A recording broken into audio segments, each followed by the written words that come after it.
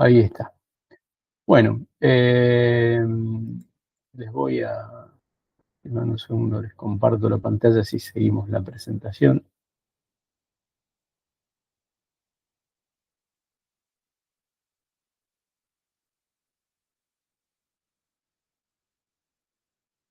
Bueno, ustedes deberían estar viendo mi pantalla.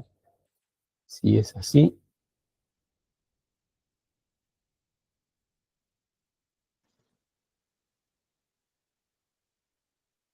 Bien, ¿tienen ahí la pantalla compartida? Sí, sí. Sí. Denme un segundito que me quedó mal algo en la configuración.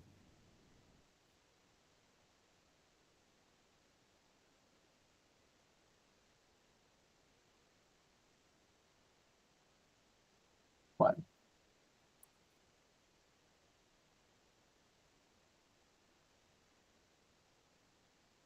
vamos a poner abierta, que es lo que tendría que haber quedado.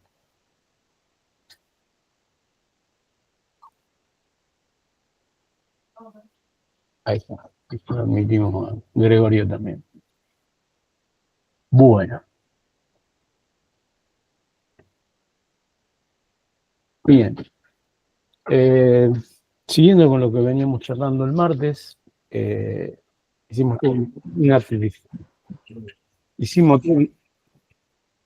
una tipificación de lo que son las fallas y errores y empezamos a hablar de algunas estrategias para lo que es la detección y si uno puede, la prevención de errores, ¿no?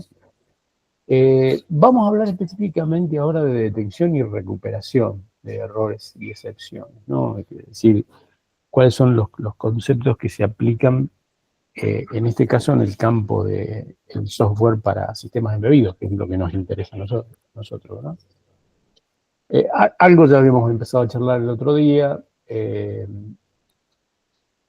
Claramente, como decíamos el martes, los códigos de retorno, los valores que una función devuelve, son un mecanismo que tiene muchísimo tiempo y que sigue en uso, fundamentalmente porque no acarrean un costo grande en términos de tiempo de procesamiento, o sea, de ciclos de CPU. Como ya lo hemos dicho muchas veces, en sistemas embebidos hay aplicaciones críticas, sobre todo aquellas que están en el campo de las aplicaciones de tiempo real, donde invertir o gastar tiempo en mecanismos de gestión, digamos, que podrían solucionarse de una manera más sencilla y con menos ciclos de CPU, no está bien. Entonces, la verdad que los códigos de retorno de una función que hace una tarea determinada son un mecanismo muy ágil y sobre todo muy económico en términos de recursos,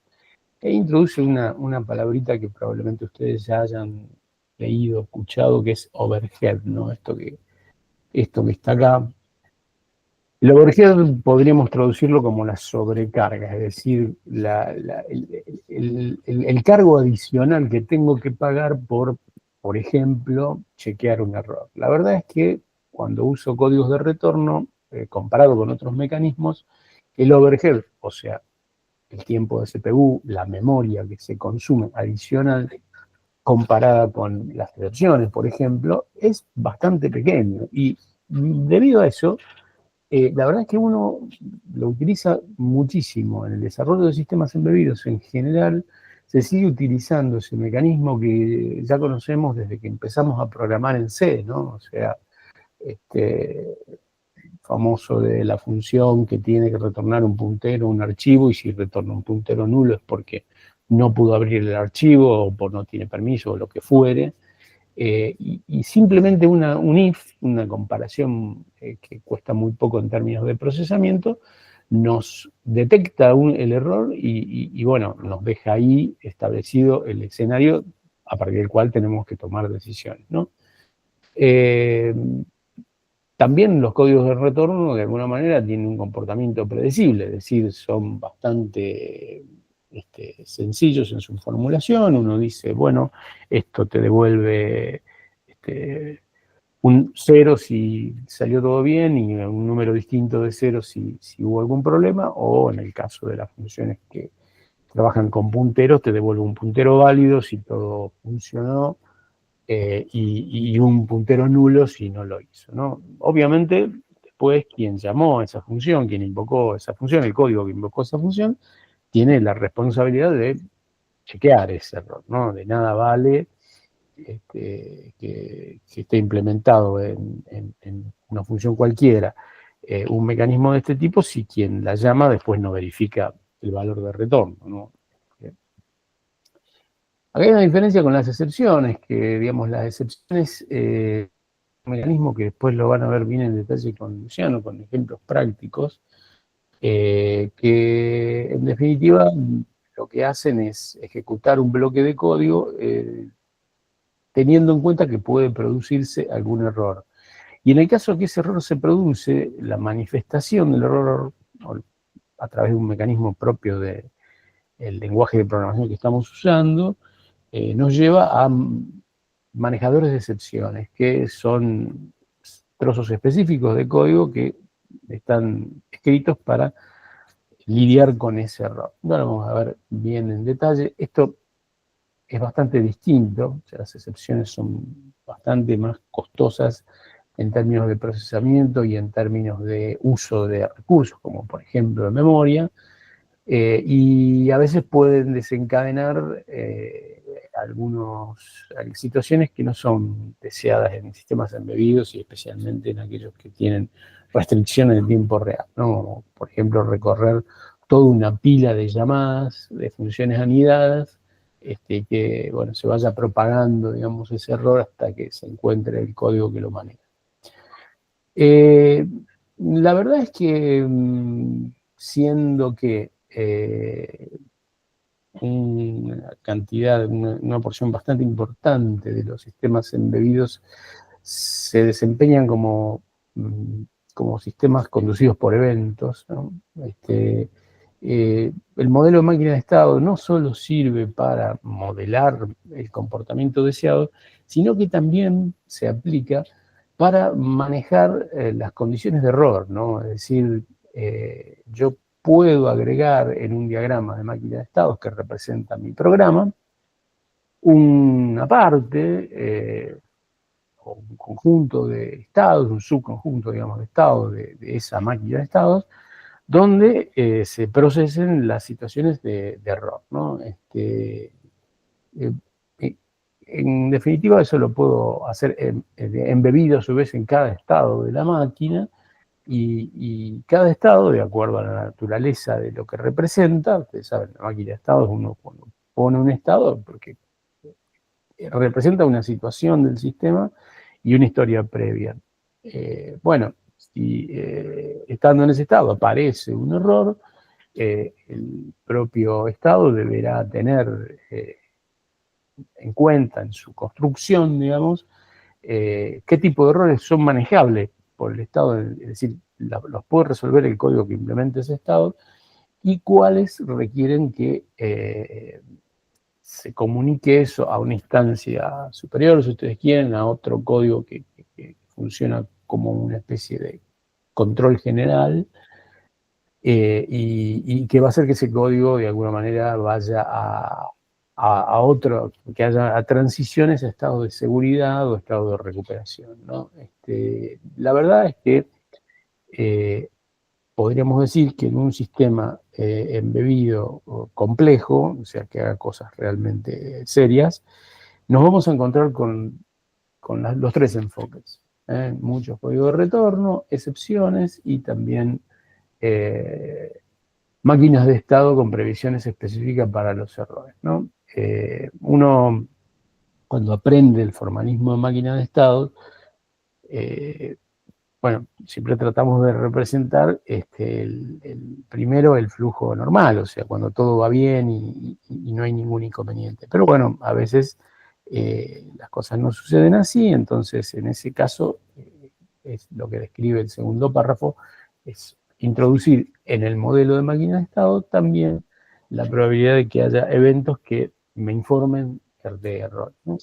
Eso como enfoque, digamos, que es muy útil, ¿no? Dentro de todo lo que conocemos como tratamiento de errores y excepciones.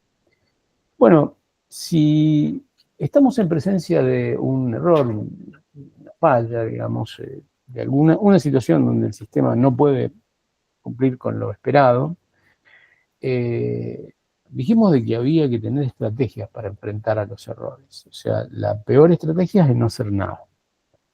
O sea, no hacer nada o delegar en una instancia que no está preparada para eso, una situación que deberíamos poder resolver en nuestro código, si es que realmente es así.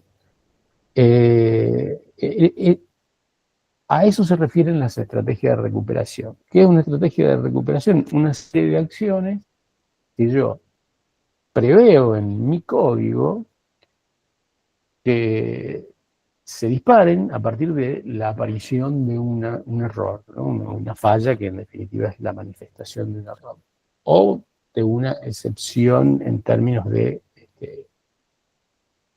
que no sean causados por un error, un defecto de construcción del sistema, sino, como decíamos en algún momento, una falla de hardware o de comunicaciones, cosas que no están bajo el control de nuestro software, ¿no?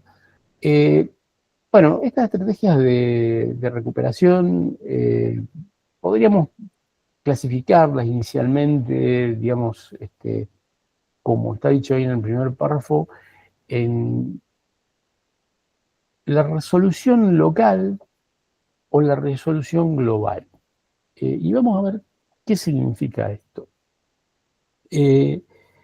Supongamos que yo tengo un sistema embebido que lee una cantidad de sensores de distinta naturaleza, ¿no? Y dentro de mi sistema tengo, no sé, una función que hace un polling de sensores de presión, qué sé yo. En algún momento puede detectar que hay mediciones, por ejemplo, o problemas de comunicación, directamente no tengo lectura del sensor, o mediciones que no son razonables, que están fuera de los valores que uno puede dar por buenos, digamos, ¿no? Fuera de rango. Yo puedo construir una estrategia que sea local en el sentido de que dentro de esa misma función yo haga algo para que eso que se produjo no impacte negativamente en el sistema, o que, mejor dicho, siendo que cualquier falla tiene un impacto negativo, como mínimo un impacto negativo en la performance, que ese impacto se minimice, ¿no? Puede de que ustedes diseñen alguna estrategia local. ¿Qué quiero decir con local? Lo más cercana al punto donde se produjo el error posible. Si hay una función que está leyendo sensores y hay un sensor con el cual no se puede establecer comunicación, o que no está reportando valores, o que está reportando valores fuera de rango, yo puedo hacer dentro de la misma función algo para que ese error sea registrado, digamos, pero a la vez no afecte en gran medida a lo que está por encima de esa función de lectura de sensores, ¿no? Eso se puede construir localmente, es un enfoque. Hay otros casos, no, no necesariamente en todos los casos la resolución tiene que ser local. Hay casos donde no se puede resolver localmente. En general, el ejemplo que les di puede ser, pero supongamos que hay una función que monitorea el estado de sensores que tienen que ver con el piloto automático de un avión, ¿no? Vamos a poner un caso bien extremo. Claramente lo que se puede hacer localmente si aparece una situación de falla va a ser acotado, y claramente hay que informar a niveles de software superiores, si se quiere, concretamente software que tiene una estructura tipo controlador, de que, bueno, no tenemos lectura de los sensores indispensables para poder alimentar correctamente al piloto automático, ¿no? Eso es algo que funciona de alguna manera como un reconocimiento de la gravedad de ciertos problemas. Es decir, sucede algo que realmente dentro del código que lo recibe, digamos, por primera vez la notificación, no se puede resolver o no es razonable poner en resolución en ese nivel. Entonces lo que se hace es una comunicación, en este caso en el retorno de la función, digamos, poniendo que fuese una función, quizás lo más correcto ahí sería generar lo que se llama una excepción. Una excepción es no solamente comunicar que ocurrió un error, sino también brindar información de contexto, como por ejemplo, la fecha y hora exacta de ocurrencia del error, la naturaleza del error, bueno, una cantidad de cosas que pueden ser más relevantes y que el software, digamos, que está supervisando, que está por encima de esa función que recibe el error, puede utilizarlo como insumo para resolver, mitigar el problema con más información, ¿no? Entonces, tenemos dos escalas, digamos, para la estrategia de recuperación. Una local, otra global. Si ustedes me preguntan qué se usa, en general, uno trata de resolver lo que sea razonable resolver localmente. ¿Eh? Y aquello que puede tener un impacto, digamos, de cierta magnitud, trata de comunicar correctamente hacia arriba, hacia quien llamó, digamos, a la función, pongamos que estamos hablando de una función, o una rutina, digamos, para decirlo en términos menos ligados a un lenguaje de programación específico. Bueno, comunicarle a quien llamó, se invocó esa rutina, que realmente se produjo un error y que hay un contexto que, bueno, debe ser informado. La verdad es que en los sistemas complejos uno va a encontrar de las dos cosas. De las dos cosas.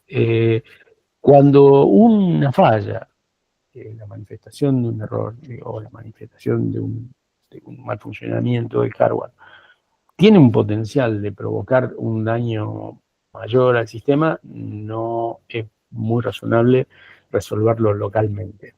¿Por qué? Porque si yo lo resuelvo localmente y no le informo a las capas superiores del software, el error pasa, la falla pasa desapercibida y quizás los efectos no lo sean, ¿no?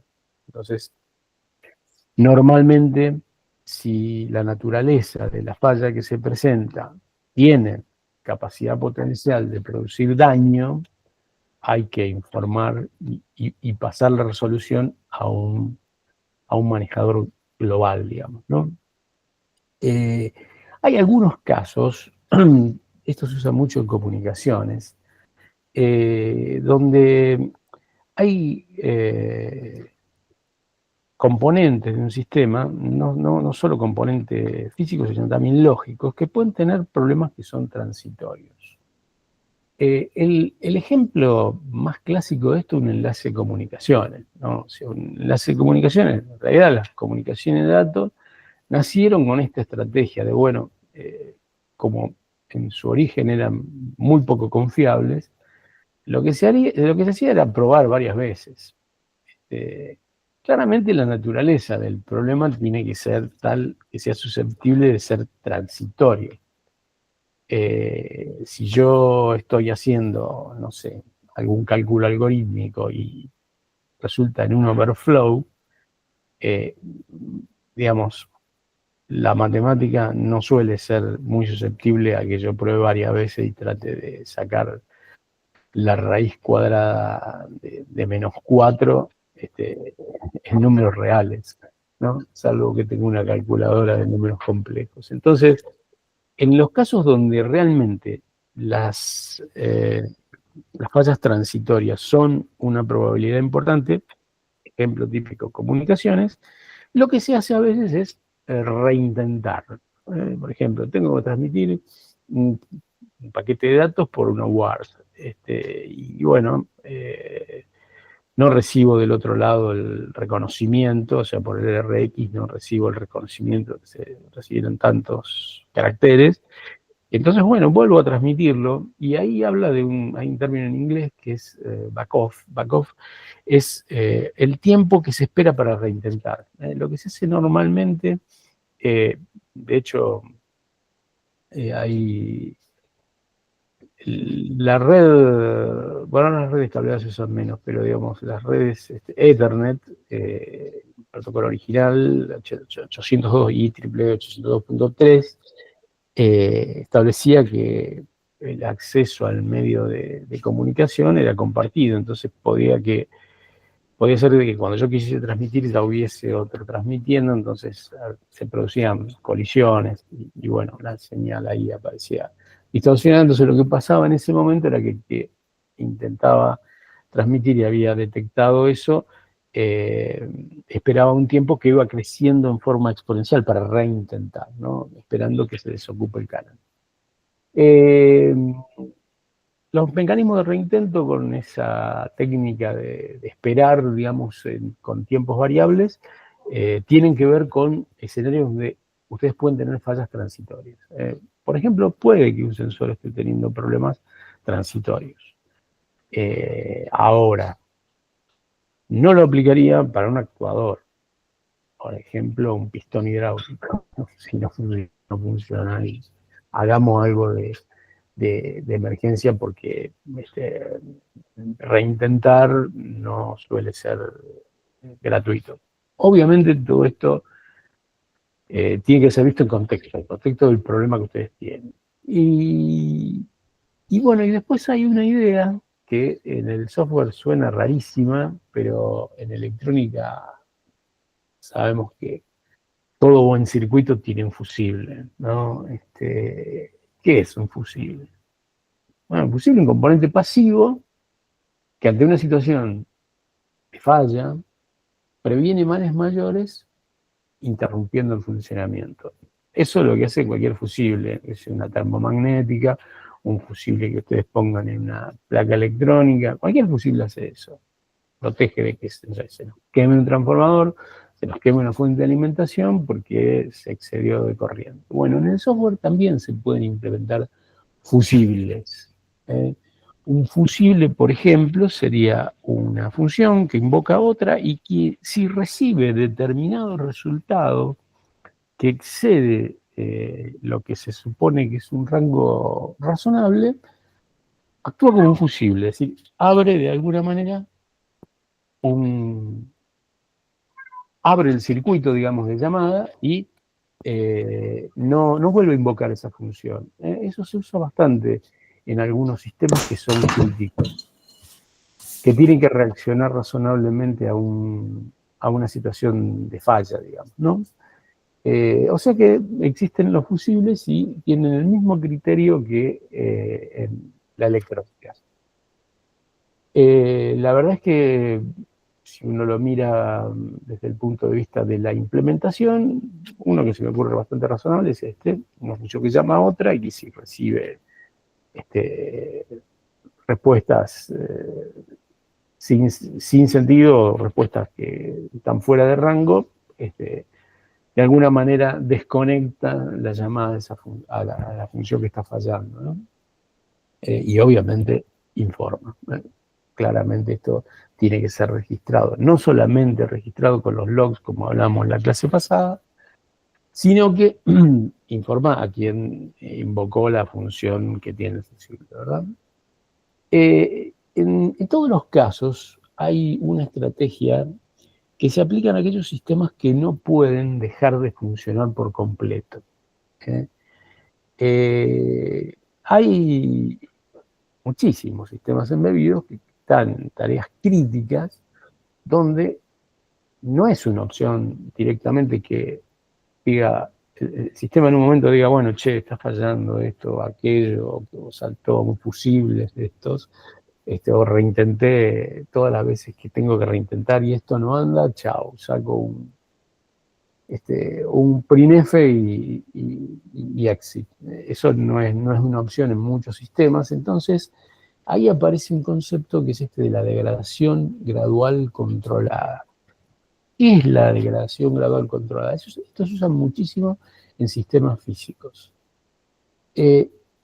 Hay momentos en que, bueno, hay algo que falló y no sigue funcionando todo como debería, porque ese componente falló y no hay una redundancia con la cual yo pueda solucionar ese problema. En lugar de abortar completamente la operación, lo que se hace es que el sistema continúe operando con una funcionalidad muy reducida. Esto tiene que estar en la especificación, ¿sí?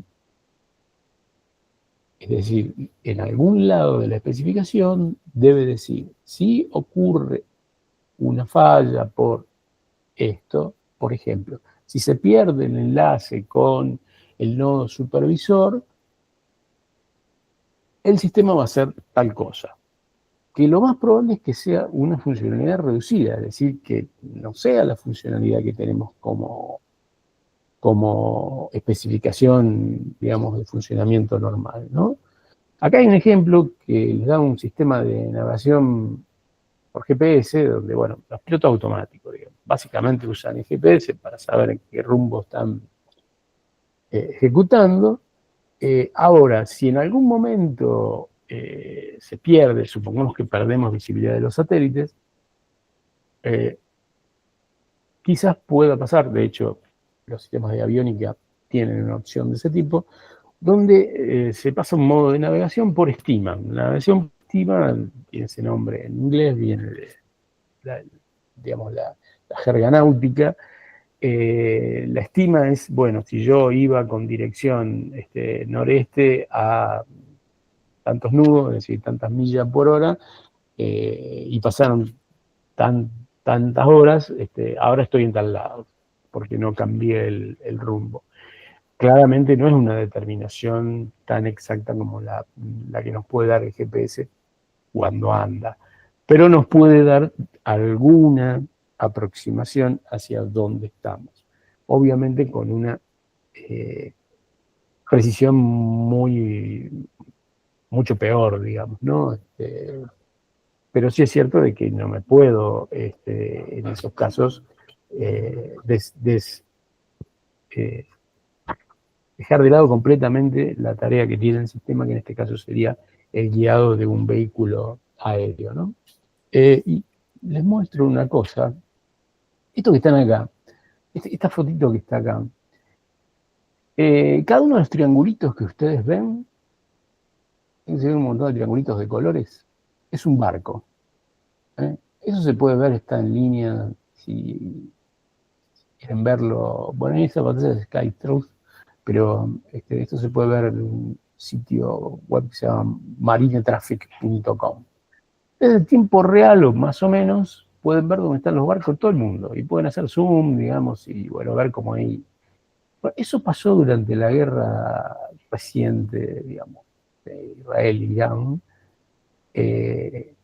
Como ustedes pueden apreciar, hay un montón de barcos que están en tierra, si yo doy por buena esta imagen. Es decir, todo lo que está acá en estos círculos rojos son barcos que digamos, se adentraron bastante en el continente. Esto creo que es el estrecho de Hormuz, ahí sobre el Golfo Persa. Y estos que están acá parece que son un montón de barquitos que están haciendo una ronda sospechosamente elíptica, ¿no? Bueno, la verdad que ninguna de estas cosas es cierta, los barcos no estaban ahí, o la mayoría no estaba ahí. Lo que pasó fue que parte de la guerra hoy es la guerra electrónica, digamos. Entonces una cosa a la cual se apela rápidamente es lo que se llama GPS spoofing, que es crear señales como si fuesen de los satélites de la constelación del sistema GPS con información incorrecta. ¿Esto para qué sirve? Bueno, básicamente para que el enemigo se confunda y para que los misiles vuelen para otro lado. La verdad es que ni los misiles ni los barcos militares utilizan el GPS que todos usamos, porque ese es de uso civil y tiene estas alteraciones mucho más frecuentemente de lo que uno podría suponer, y por eso también las potencias han creado su propio sistema de posicionamiento. Por ejemplo, si bien GPS, que es Global Positioning System, es una creación de Estados Unidos desde hace muchos años, hay una versión militar que no está accesible, que es la que usa fuerzas militares de Estados Unidos. Los europeos tienen otra que se llama Galileo, los rusos tienen otra que se llama GLONASS, los chinos tienen otra, y así, ¿no?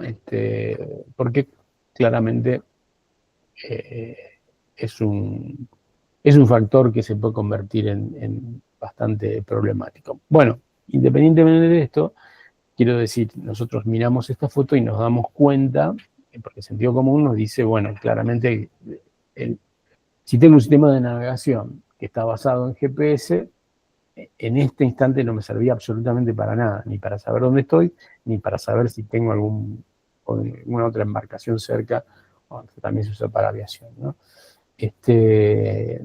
Entonces, más probablemente alguna detección de este tipo de anomalía debería llevar al sistema, en este caso de piloto automático, a pasar al modo que les había comentado de navegación por estima.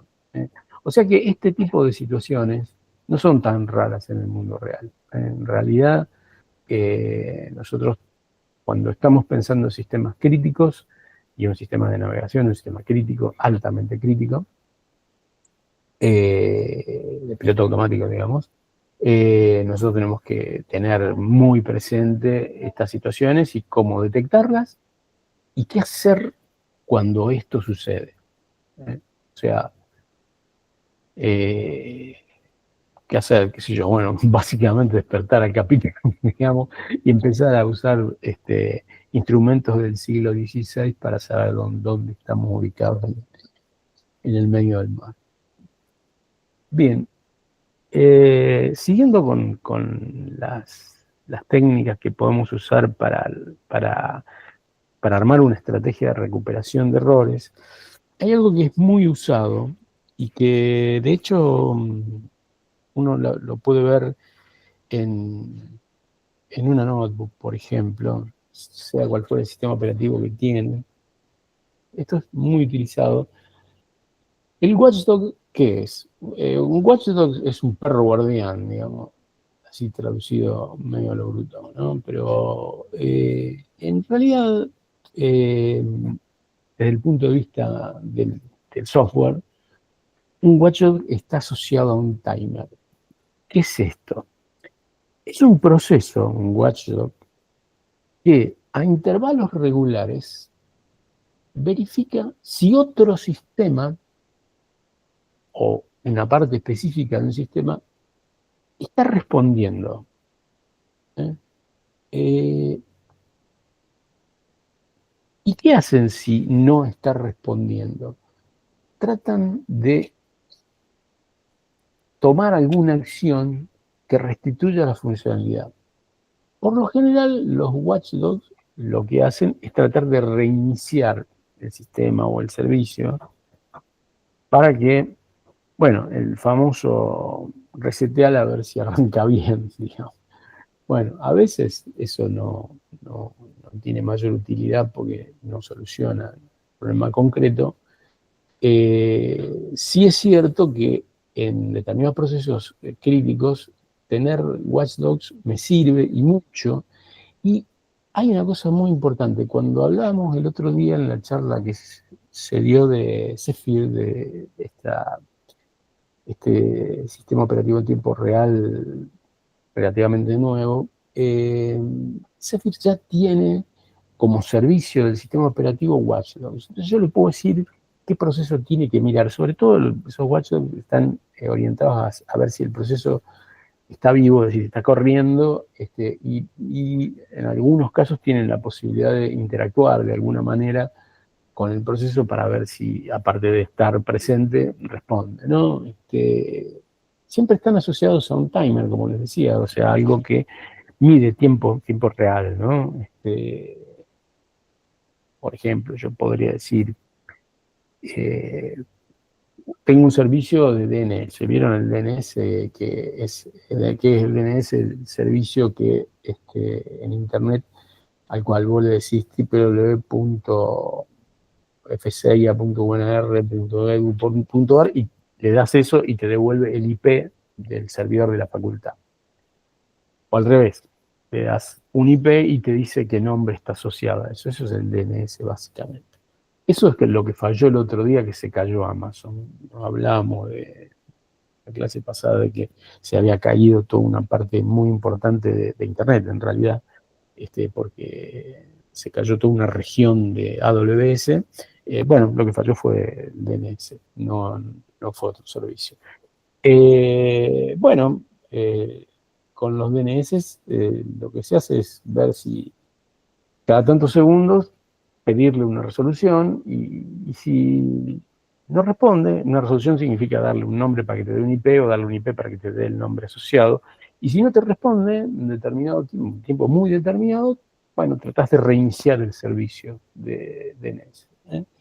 La verdad es que, como les decía, en las notebooks, tanto en Windows como en Linux como en macOS, hay un montón de watchdogs que están vigilando los procesos importantes del sistema y viendo que estén activos, y si no están activos intentan reiniciarlos, ¿no? Ustedes, si buscan en el visor de sucesos de Windows, en el sistema o digamos el registro de logs de Linux o el equivalente en macOS, y buscan con la palabrita watchdog, van a ver que hay un montón. Y esos watchdog están generalmente asociados a un solo servicio, a veces a varios, y su tarea es exclusivamente tratar de proveer una estrategia de recuperación cuando sirve un reinicio. Porque esto es algo bastante externo al proceso que él custodia. Más bien, diría, completamente externo. No tiene que ver, no es parte del servicio que custodia, sino que lo mira desde afuera. Y si no lo ve, trata de rearrancarlo, digamos. Sería como la automatización de una persona mirando a ver si funciona algo, y si no funciona, haciendo doble clic en el icono para que arranque nuevamente. Esta es una técnica muy usada, es una técnica muy útil, tiene overhead porque obviamente es otro proceso que está corriendo, que comparte CPU, que usa memoria, que usa ancho de banda, etcétera, etcétera, etcétera. Pero, como les decía, en los sistemas operativos, en general todos los que les mencioné, pero además en un caso de RTOS como es Zephyr, ustedes ya tienen Watchdog, y la verdad es que si se puede, está bien usarlo, digamos. Si los problemas que podemos llegar a tener lo ameritan y la naturaleza del software que estamos haciendo permite un reinicio, a veces no se puede reiniciar. Bueno, a veces no, digo, en determinado sistema no es tan sencillo como que, bueno, espera, que la apago y la prendo de vuelta. No, digamos. Pero bueno, en algunos sistemas, o en algunas partes de algunos sistemas, los watchdogs son sumamente útiles, relativamente sencillos y son bastante externos. Esto está bastante bueno, porque ustedes no necesitan tocar el código del sistema o del servicio que están vigilando porque hay un watchdog. No tiene nada que ver con ese código. Simplemente mira que esté activo. Así que bueno, si este recurso está presente y yo lo puedo usar sin que el gasto de recursos impacte la performance y me impacte en los resultados de tiempo real, está bueno usarlo. ¿Se entendió el concepto de esto?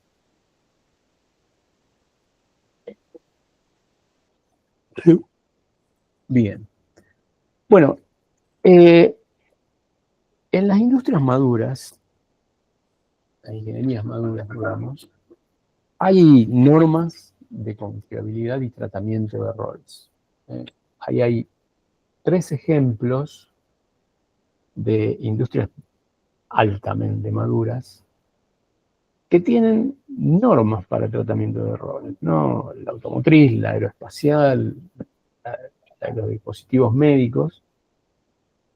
Bueno, esas normas que están ahí, que no son las únicas, pero son sí, las más importantes para para cada una de esas disciplinas, ahí se establece los estándares que tiene que cumplir el manejo de errores. Es decir, vos haces tu sistema como quieras, pero tenés que cumplir con esa norma. Esa norma establece qué cosas no se pueden violar, qué seguridad de funcionamiento hay que dar y sobre todo qué disponibilidades hay que entregar.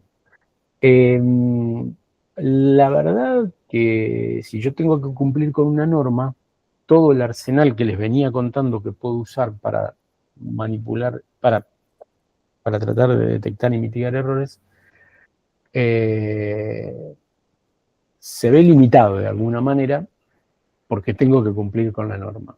Como siempre que hay una norma de calidad o de lo que fuere,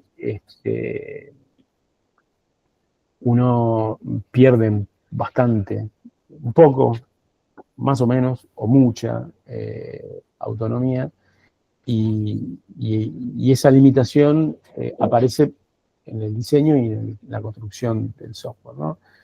También las técnicas de manejo de errores que yo puedo usar tienen que estar asociadas a la norma.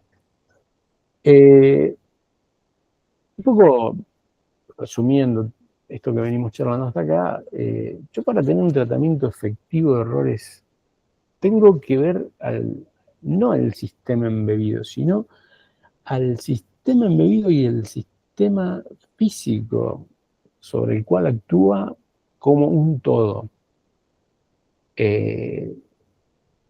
No tengo que tener vistas parciales, por lo menos cuando estoy diseñando, porque el verlo como un todo implica que, por ejemplo, yo no soy completamente libre de hacer en el software lo que quiera, ni elegir el lenguaje de programación que quiera, ni el mecanismo de tratamiento de errores que quiera, porque estoy limitado por el hardware.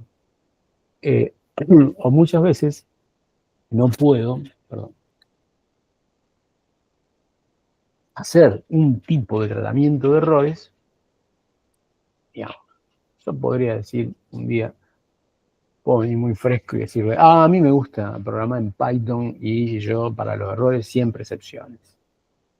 Bueno, si el sistema de tiempo real, todo eso me lo voy a tener que guardar y lo voy a tener que hacer con otras herramientas. Lo mismo para las normas de seguridad que me indican las normas específicas, la ISO, la IEC que están allí, y sobre todo las consecuencias que tienen los fallos. Hay que siempre pensar qué ocurre cuando algo falla, qué impacto tiene sobre el sistema en general. Y diseñar de ahí hacia abajo, ¿no? Es decir, la verdad es que si ustedes preguntan, o probablemente si ustedes se preguntan, ¿por qué pasó lo de Fukushima?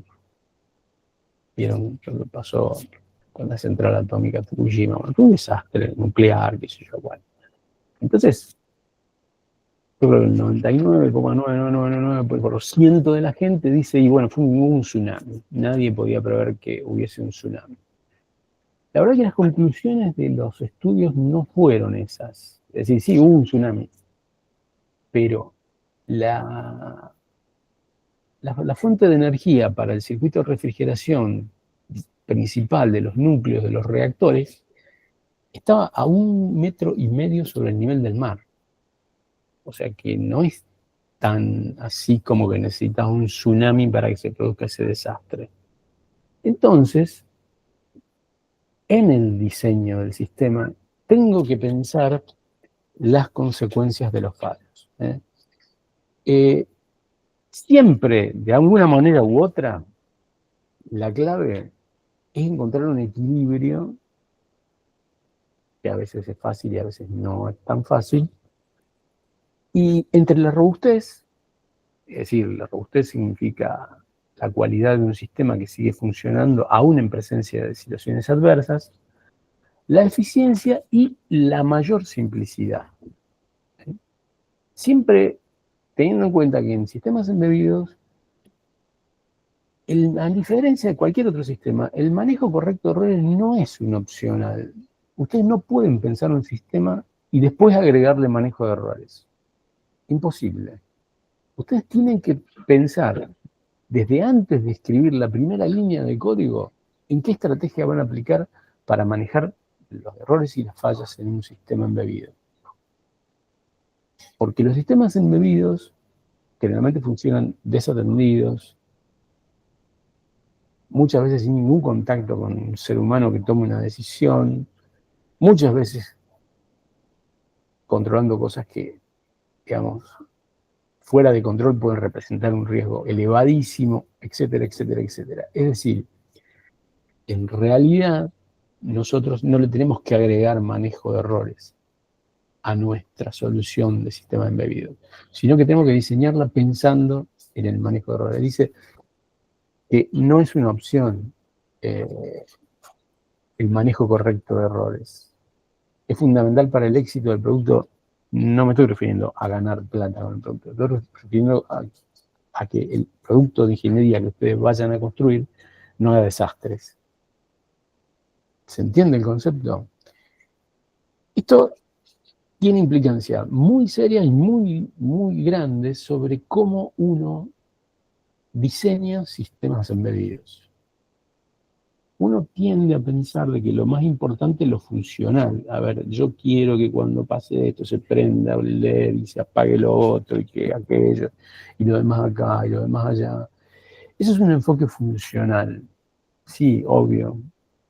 Para eso te pagan, para que cumpla con su especificación funcional. Ahora, si no pensás desde el arranque en cómo vas a manejar las fallas y los errores que causan esas fallas, estamos complicados. Estamos muy complicados. Entonces, lo que vamos a ver a continuación y lo que el resto del módulo tiene que ver con este enfoque de, bueno, el manejo de fallas está antes, digamos, en paralelo, si ustedes quieren, a la especificación funcional. Denme un segundito. Nati, llevaste la punta, no sé qué le pasa, pero está lo lindo.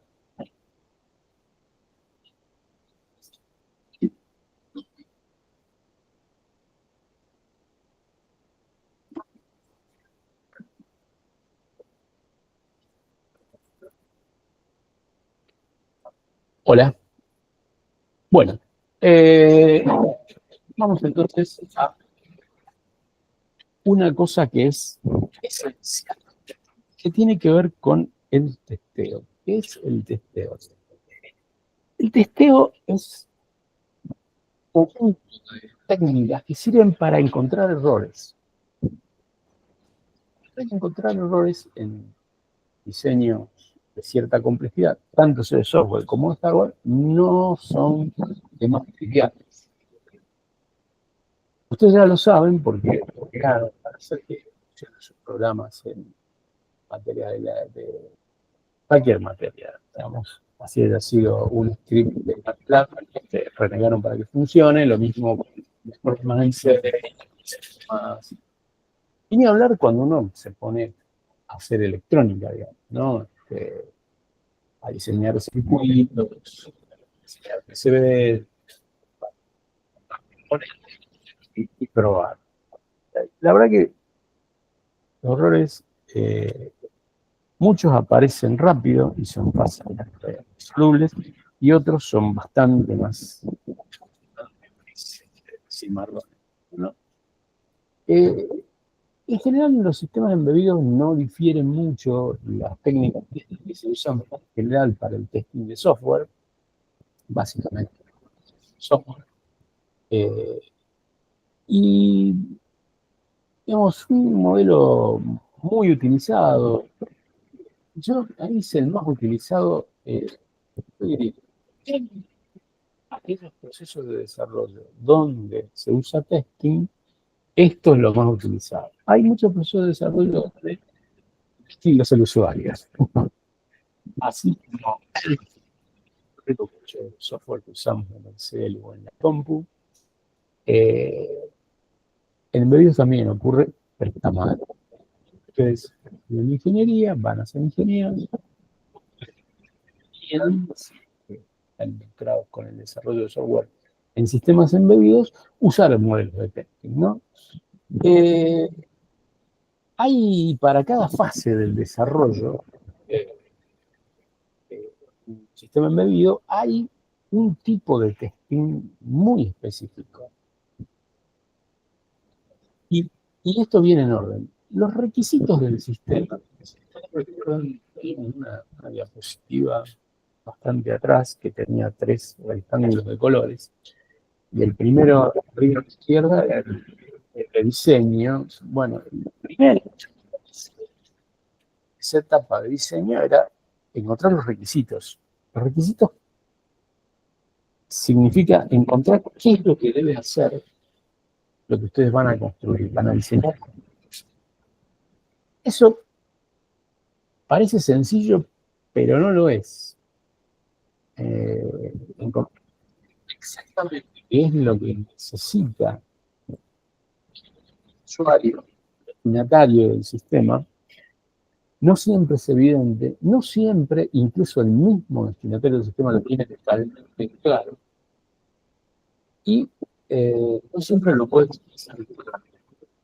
Entonces ustedes van construyendo modelos, eso después lo vamos a enganchar con algo que es el último módulo de la materia, que es modelado de software, pero hay una serie de modelo muy particular que se construye para justamente tratar de sacarle a la gente bueno, ¿y esto cómo se hace esto? No cómo se hace en términos de software, sino cómo tiene que funcionar. ¿Cómo tiene que funcionar? Bueno, la primera cosa que tiene que hacer es igual cosa sin cortarle la mano a nadie. Eso es una reflexión muy atroz. En realidad, hay un montón de otras cosas que se requieren de una ecuación relativamente sencilla, pero ustedes van a tener que trabajar bastante para obtener de parte de los destinatarios del sistema el conjunto de requisitos. Como la validación de los requisitos es esencial, la voy a buscar la diapositiva esa porque acá está. Recordemos esto. Lo primero que se hace es lo que está en verde, que dice diseño. Y lo primero dentro del diseño que se hace son los requerimientos. Y acá tiene una etapa de validación. En esta etapa de validación, significa no que ustedes digan, esto está bárbaro. Uno siempre dice, pero es de primero. No, la verdad que el testing de aceptación hay que hacerlo con los destinatarios del sistema. Y hay que hacerlo sobre sobre un papel o sobre lo que fuere, antes que ustedes escriban una sola línea de código, o antes de que hagan hecho un solo esquemático, tiene que tener la validación de los requisitos. Entonces ahí, a lo mejor nos damos cuenta que aparte de girar y tratar de no cortarle los dedos al usuario, el programa tiene que tener la velocidad. Porque el tipo, en algún momento, si vos sos lo suficientemente inquisitivo, te va a decir, y hay cosas que hay que licuar a mayor velocidad y hay otras cosas que hay que licuar. Si tienen más de una velocidad, estaría bueno. Todas las licuadoras tienen 2 o 3 comandos. Eso a veces sale. Estoy dando un ejemplo burdo y trivial, ¿no? Pero si nosotros vamos a un proyecto real, esto es bastante más complejo, ¿no? Hay que descubrir una cantidad de cosas. Hay un prueba de aceptación. Ustedes van a empezar a usar. En general, el testing es un proceso, por eso está, digamos, esos son todos verbos en. Bueno, no sé la palabra. En lengua el formato del verbo es una acción que se está desarrollando, ¿no? En realidad, el testing es un conjunto de pruebas, todas sumadas, determinan en que el destinatario del lo que va a hacer ese producto, dice, sí, esto es lo que yo quiero. Hasta incluso, si lo que decíamos en diapositivas anteriores, la reacción del sistema a los errores, a las fallas. Yo también quiero que cuando haya un pico de tensión no se queme el motor de la licuadora. Bueno, habrá que poner un fusible. Claro. Eso lo sabemos nosotros, no le importa tanto al tipo que compra el diseño de la licuadora, pero lo vamos a tener que anotar en algún lado. No puedo permitir de que un pico de tensión me queme. Bien. O sea que ese es el conjunto de pruebas que se van a correr con la participación, en este caso, de los destinatarios. ¿Eh? Bien.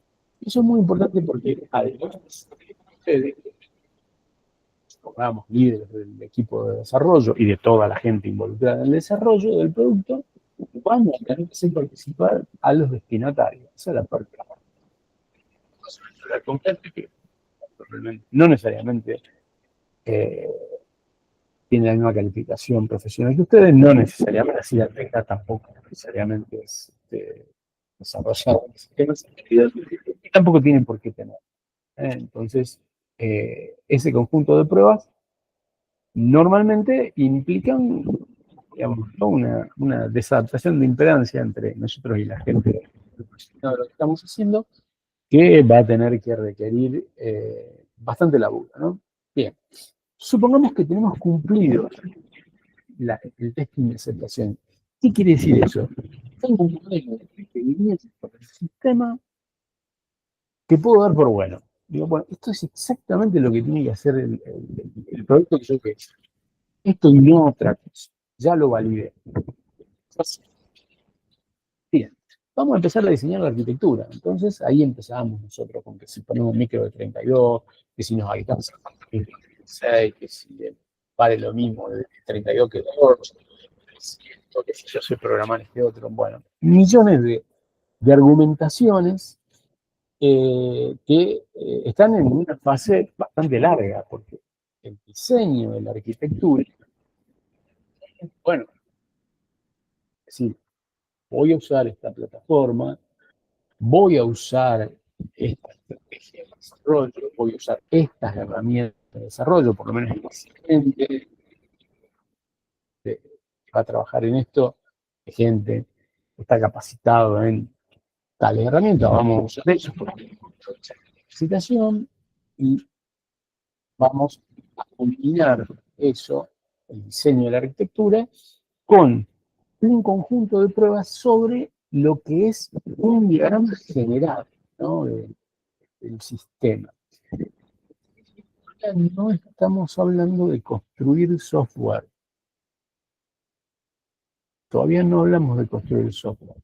El diseño de la arquitectura tiene que ver generalmente con sistemas, subsistemas, módulos. Este es el módulo que va a ser lo que se llama interfaz hombre-máquina, este es el módulo que va a ser la interfaz de comunicaciones, este es el módulo que va a ser la interfaz de sensado, este es el módulo de actuadores, y este es el módulo de... Y esto va a estar relacionado así.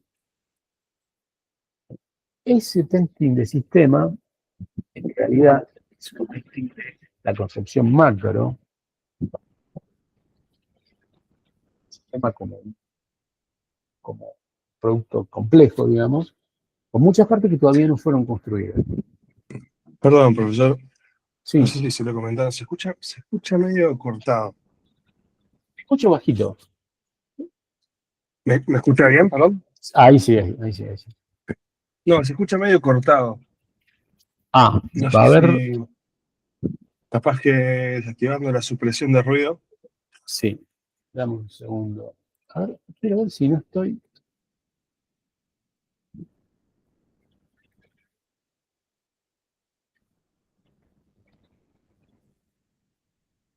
Está con cancelación de ruido.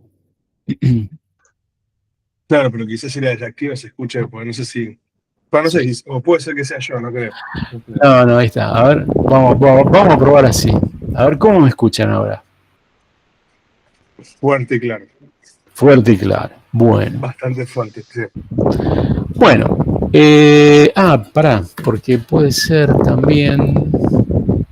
No, el micrófono está... Sí, está al máximo. Bueno. Decía entonces, repito por si alguien se quedó, porque no se escuchó bien. El diseño de la arquitectura, no hay una línea de código, chicos, no hay una línea de código. Esto es como en un edificio, o para construir un edificio o un puente, digamos, un ingeniero civil primero usa el AutoCAD y lo dibuja, después empezamos con las hormigoneras, ir encofrado y esas cosas. El equivalente nuestro sería, primero tenemos que modelar la arquitectura general, tenemos que identificar los subsistemas, tenemos que identificar los módulos y tenemos que ver cómo interactúan entre ellos. Y después tengo que probar si esa arquitectura, esos módulos, esa relación, digamos, entre todos esos componentes del sistema me van a dar la funcionalidad que requiere la especificación de requisitos. Esto es una sola línea. Generalmente, si es un proyecto complejo, lleva mucho tiempo, muchísimo laburo, pero les recomiendo que primero entiendan qué arquitectura quieren implementar y después se pongan a hacer código si es que van a hacer código. El código o la construcción del diseño más detallado se hace en la etapa siguiente, donde, bueno, yo me meto dentro de cada subsistema y digo, bueno, este subsistema controla la interfaz con el usuario. Entonces, bueno, ¿qué tengo? Una pantalla, supongamos, voy a tener pantallas táctiles, entonces le voy a mostrar botones grandes para que el tipo no ponga el dedito, números grandes para que se pueda ver de lejos, para que una planta con toda el ambiente medio contaminado, ruido, etcétera, etcétera, sea utilizable. Ahí tengo algunas cuestiones que hacen ya a la implementación, mejor dicho, no a la implementación, pero sí al contexto donde el sistema va a funcionar, ¿no? La parte de diseño detallado. Eso hay un conjunto de pruebas que se llaman de integración, que lo que dicen es, bueno, hicimos 5 piezas que juntas van a formar el subsistema de comunicaciones, por ejemplo, y vamos a probar cómo funcionan juntas, a ver si realmente interactúan bien y producen la respuesta en comunicaciones, la funcionalidad que necesito en comunicaciones, que dice el requisito del sistema que voy a requerir de comunicaciones o de interfaz del usuario o de lo que a ustedes se les ocurra. Esta es una fase detallada donde más se elabora, porque claramente ahí sí nos vamos a sentar, vamos a escribir primero diseños en modelado gráfico y después vamos a empezar a hacer código. Y van a aparecer algunas cosas que con las cuales estamos más familiarizados, ¿no? Errores tipo de los que estamos acostumbrados a ver cuando compilamos programas, ¿no? Una vez que el diseño detallado está completo, cumplido, digamos, podemos pasar a la implementación. ¿Qué es la implementación? Bueno, concretamente es construir lo que se diseñó. Y acá hay un punto que no me canso de recalcarles. El trabajo que hace un ingeniero, está bien, el trabajo muy importante es solucionar problemas de la vida real. Digamos, si lo tenemos que resumir la ingeniería en una cosa, solucionar con tecnología problemas de la vida real. Pero si uno lo traduce un poquito más, el trabajo más importante que hace un ingeniero es diseñar. Y esto es también válido para los sistemas embebidos y el software en sistemas embebidos. Es importante que ustedes escriban el código, es importante que entiendan un algoritmo. Por ahí yo puedo resolver, no sé, el producto de matrices n-dimensionales con una librería algebraica, digamos. No hace falta que yo me ponga a escribir o que alguien del equipo se ponga a escribir una función para multiplicar matrices. Ya está hecha. Lo que no puedo dejar de hacer yo como ingeniero es diseñar, y diseñar correctamente cómo voy a usar lo que necesita en algún momento ese producto de matrices. Esto viene a cuento también respecto del uso de asistentes para la generación automática de código. Es una excelente herramienta que yo les recomiendo que utilicen todo lo que puedan, siempre con una mirada crítica. ¿Qué quiere decir una mirada crítica? Entender qué hace, entender cómo lo hace y por qué lo hace, y si esa forma que les propone cumple con los requerimientos que ustedes tienen, con los requisitos que ustedes tienen. Si ustedes tienen el diseño bien especificado, no van a tener problemas en darse cuenta si eso sirve o no sirve. Si ustedes no tienen específicamente diseñado el modelo, la verdad es que vamos a tener una cuestión problemática. Y hago una comparación. En electrónica, si uno tiene en algún punto una señal que hay que medir, pero esa señal tiene intensidades muy bajas, ¿qué se hace? A ver, ustedes como estudiantes de ingeniería electrónica, todos cursaron dispositivos y circuitos. ¿Qué hago? Una señal muy chiquitita, milivolt. Amplificar. ¿Amplifico? Claro, amplificar, filtrar ruido, qué sé yo, todo lo que te enseñaron, digamos.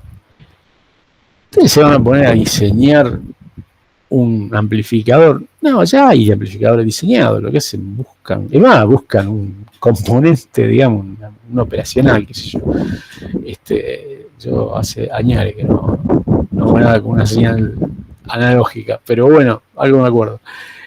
Buscan un componente y listo, ya está. Si la señal que ustedes tienen de entrada está dentro de los parámetros del componente y la señal de salida está dentro de los parámetros de lo que ustedes quieren, y si pueden zafar del tema del ruido, etcétera, listo. Entonces nosotros tenemos que tomar todo este tema no solo de los asistentes erróneamente llamado de inteligencia artificial, digamos, sino de las librerías, por ejemplo, o ese tipo de cosas, como eso, soluciones que están prediseñadas, que pueden ser mejores o peores, ustedes saben, así como hay mejores integrados y peores en términos eléctricos, en términos de tolerancia a ruidos, de compatibilidad electromagnética, etcétera. Lo mismo pasa con el software, pasa exactamente lo mismo. El problema es que en el software no es una ingeniería y lejos está de la madurez de la electrónica. En la electrónica yo miro la hoja de datos del componente que ustedes quieran y la verdad es que, salvo que mientan los fabricantes, tengo todos los elementos para saber si eso me va a servir en mi diseño o no. En cambio, si ustedes dicen, como decimos todos, tengo que hacer tal cosa y encontré una librería que lo hace, bueno, uno encuentra la librería y encuentra el README que dice esto, así, vos le tirás un parámetro y te da vuelta, te tira hasta otra cosa. Y pero no tiene tanta especificación ni tanto detalle sobre cuáles son los límites reales, o si a veces, otras veces sí, las menos. Pero bueno, en definitiva, uno puede usar para la implementación un montón de cosas que ya están hechas y hace bien en usarlas. Siempre y cuando se garantice que no está introduciendo dentro del propio diseño elementos que condicionen la calidad, la performance, la especificación, digamos. Y en esto, digo, hay que ser pragmático. La ingeniería se construye con pragmatismo, es decir, nadie diseña un auto desde cero. Se va evolucionando y bueno, a medida que va pasando el tiempo se van sumando mejoras. A veces hay cambios muy importantes que hacen que algo deba descartarse y crearse desde cero, como podría ser la movilidad eléctrica, digamos. Pero la verdad es que en la ingeniería en general uno tiene un enfoque evolutivo, digamos, ¿no? Bueno, ¿a qué voy con toda esta perorata?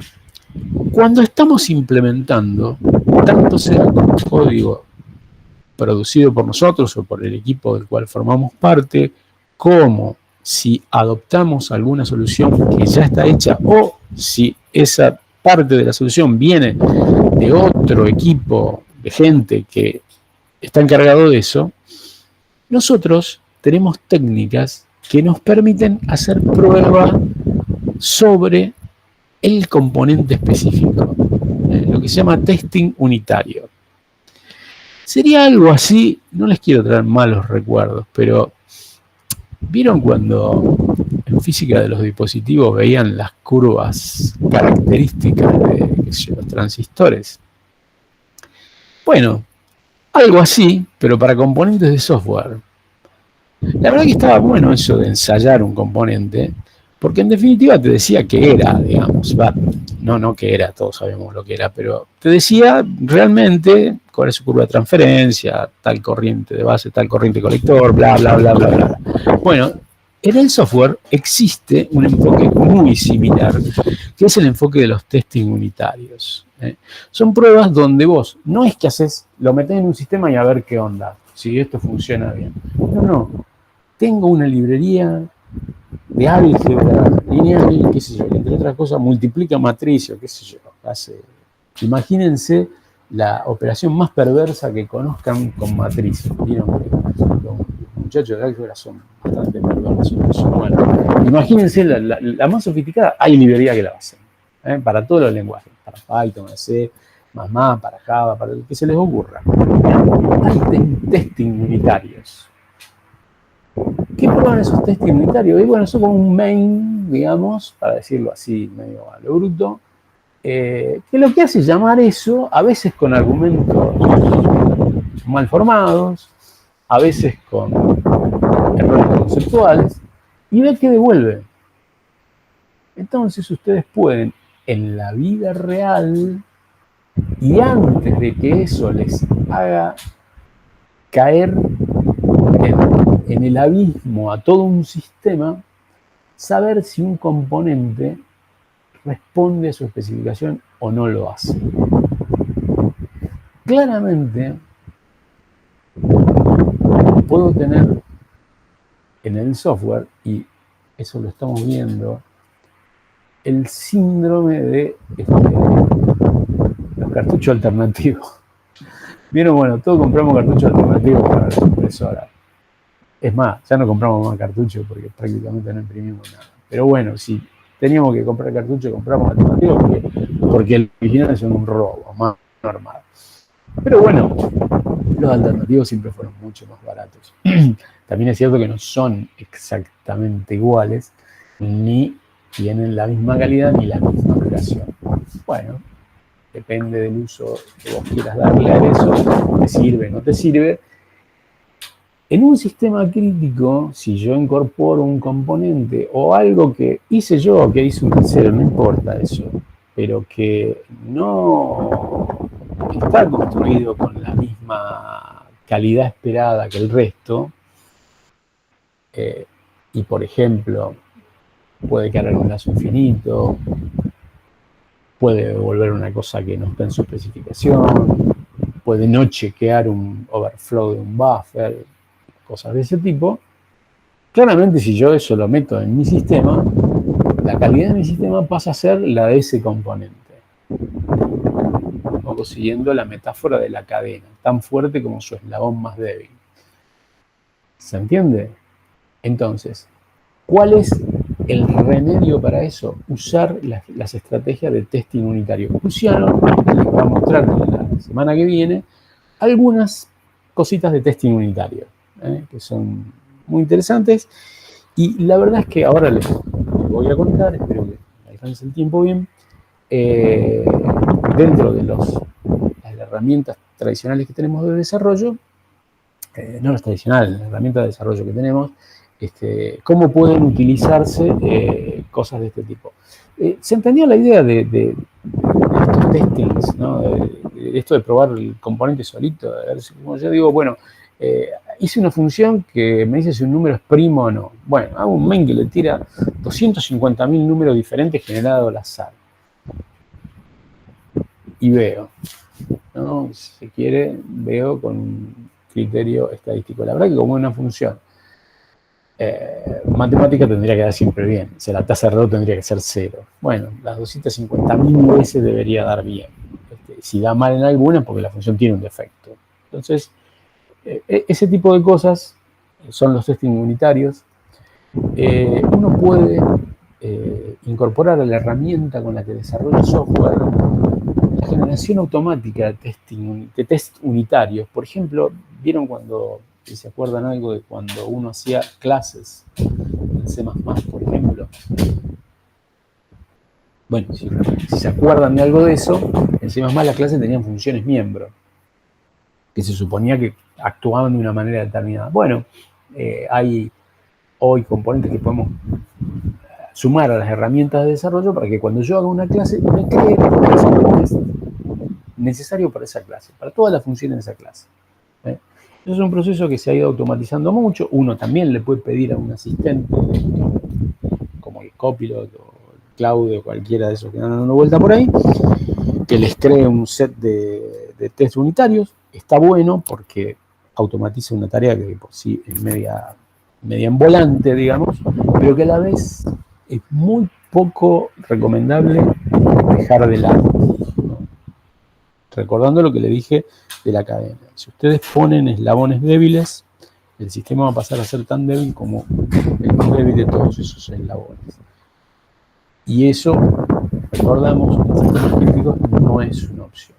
Entonces, para distintas etapas de todo el proceso que mostramos en esa diapositiva que vimos el martes, tenemos diferentes conjuntos de pruebas que conforman todas ellas lo que se llama el testing de aceptación, el testing de sistema, el testing de integración, el testing unitario.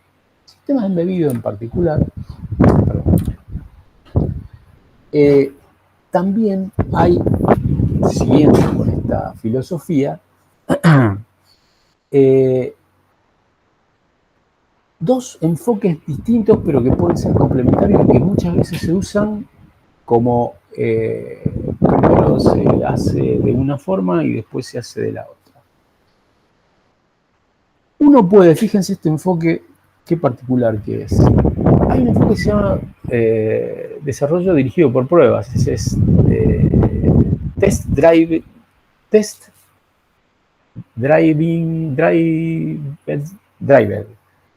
design o development. En este modelo, lo que se hace es crear las pruebas antes que el código.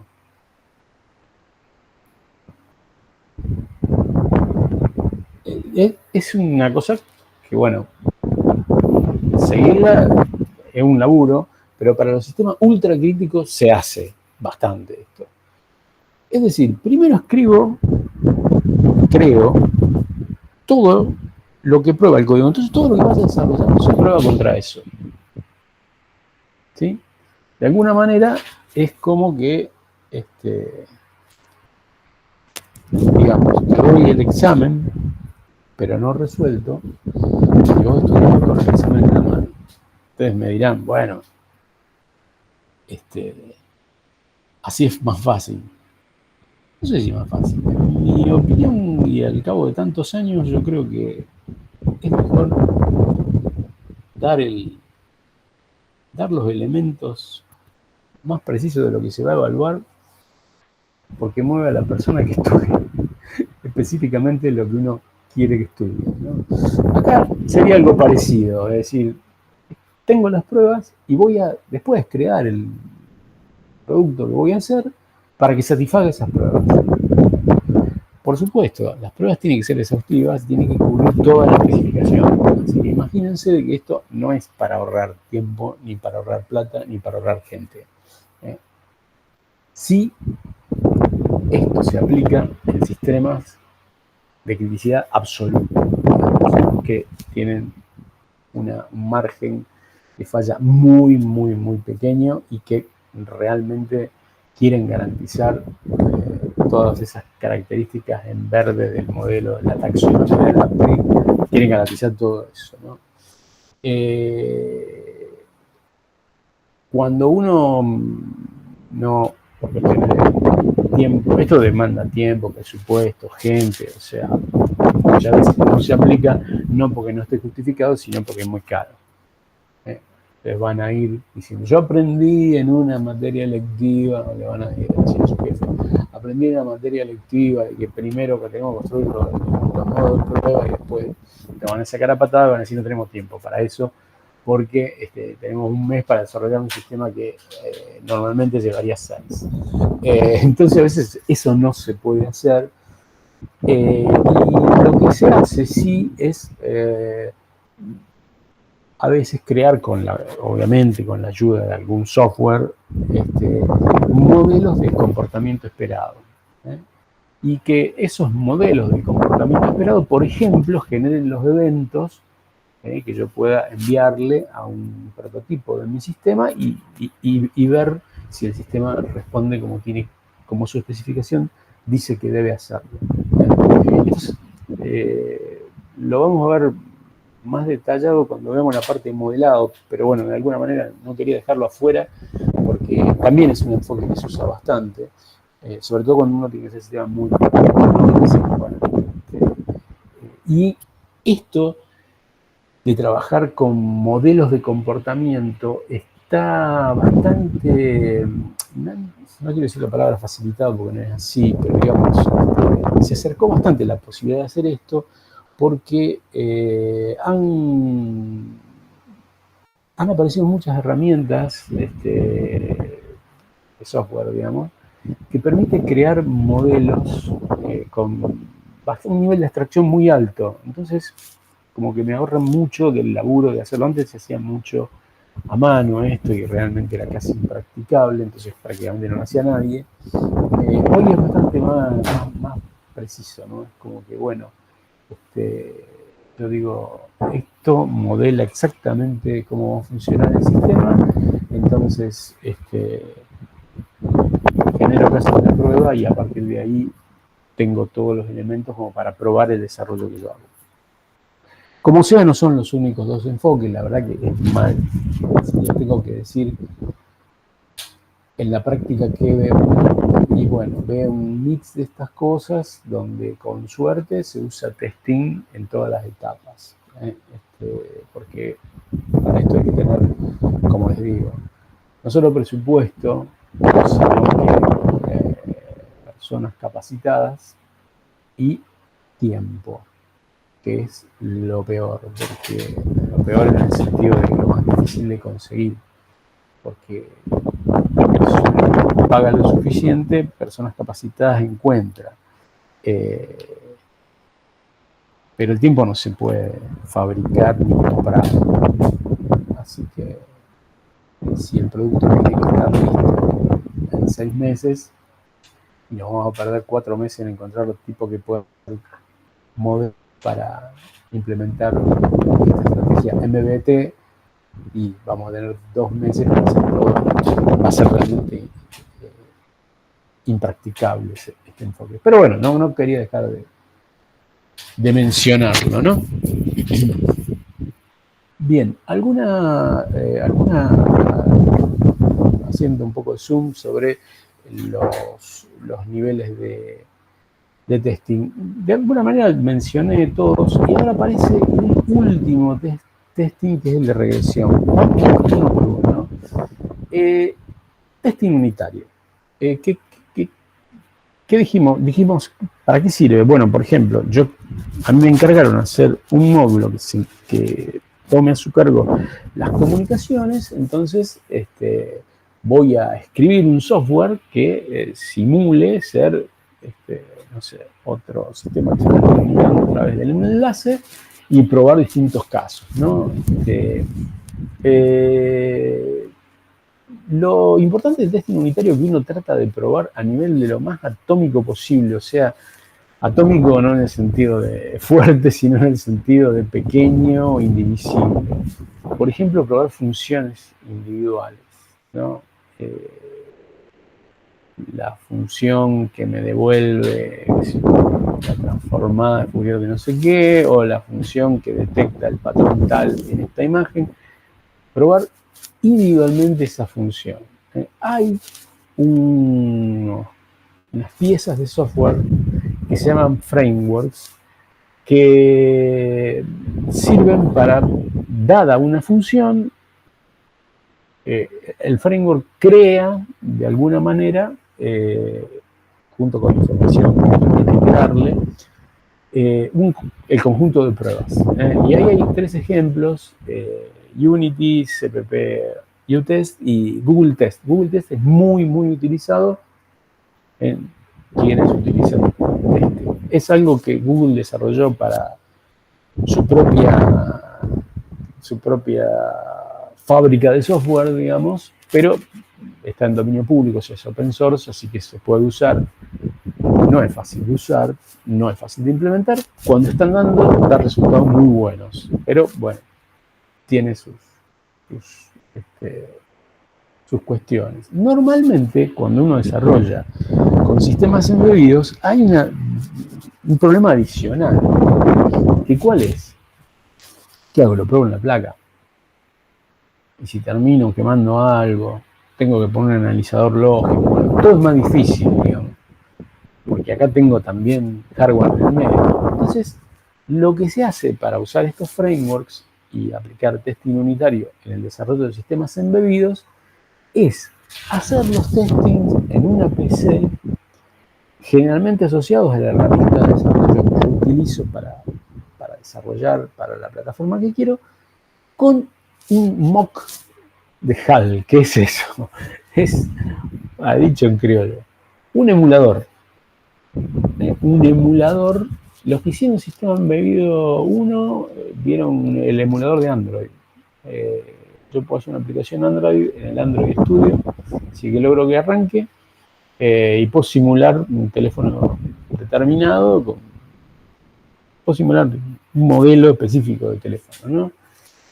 Bueno, esto funciona más o menos parecido, y lo que hace es, bueno, introducir ahí un HAL que no es real, una capa de abstracción de hardware, que no es el que voy a usar en la placa real, digamos, para probarlo en el entorno en el cual yo estoy desarrollando, que normalmente es una PC, con Windows o con Linux o con lo que sea.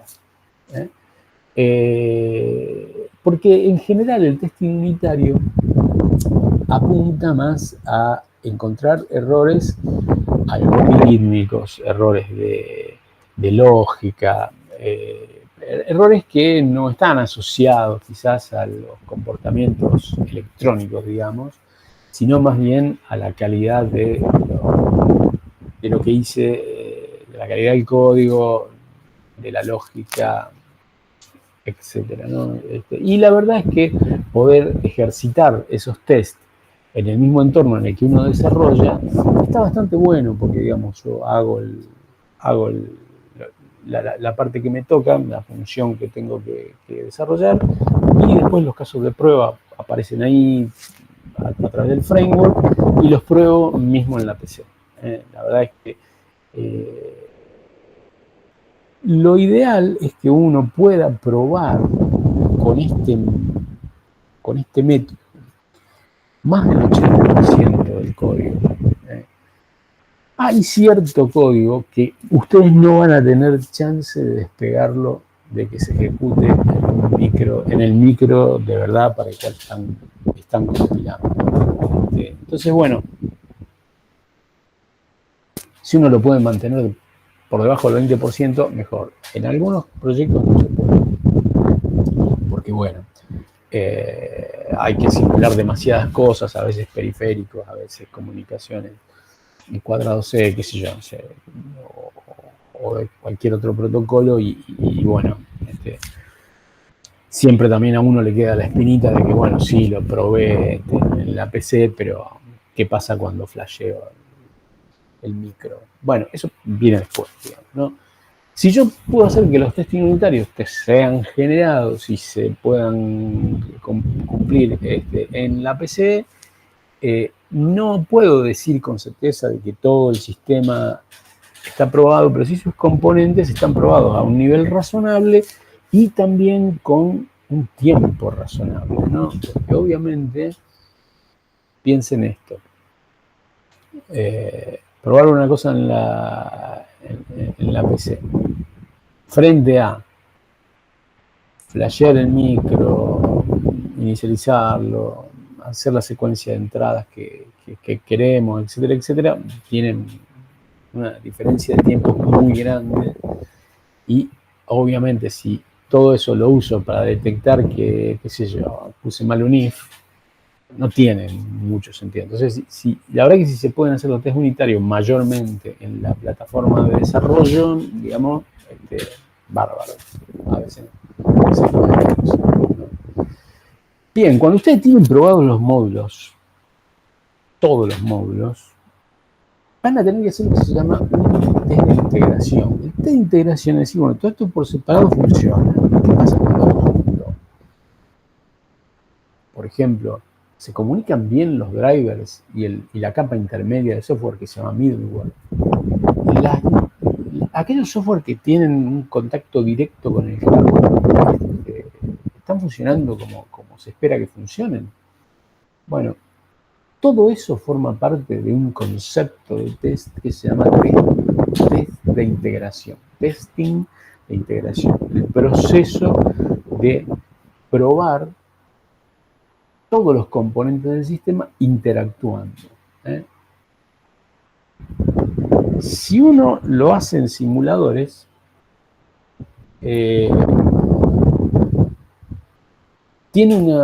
no una certeza, diría yo, alguna aproximación mejor a que el sistema fue depurado de ciertos componentes. Pero la verdad es que cuando hablamos de embebido, los test de integración terminan corriéndolo sobre la plataforma real.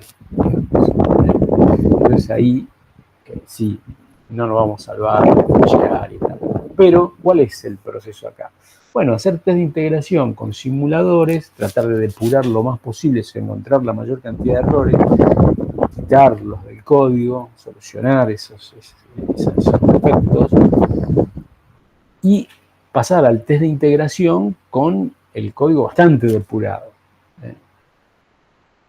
Para dar un escenario, si el código tiene potencialmente 1000 errores, que por lo menos en esa prueba de integración con un simulador yo pueda depurar 750, 800, digamos. Ese sería el ideal, que solamente depure el 25 o el 20% de los errores.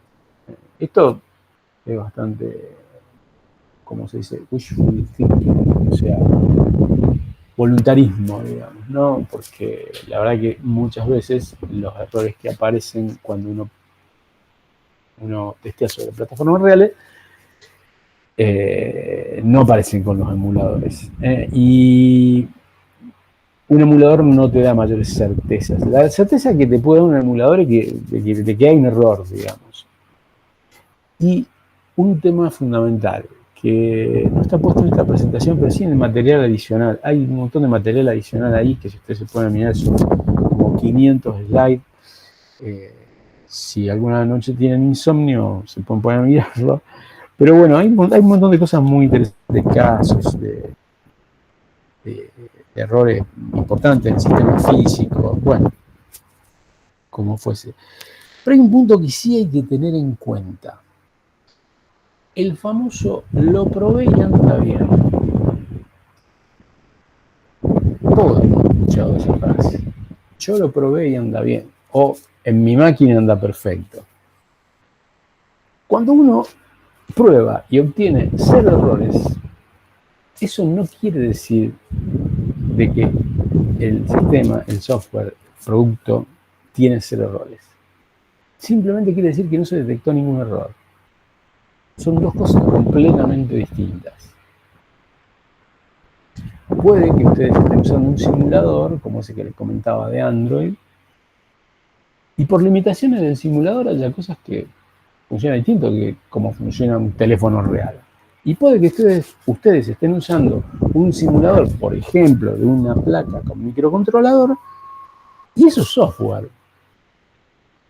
Tampoco está exento de errores, de fallas y de bugs, no existirían las versiones y reversiones que hay de todo.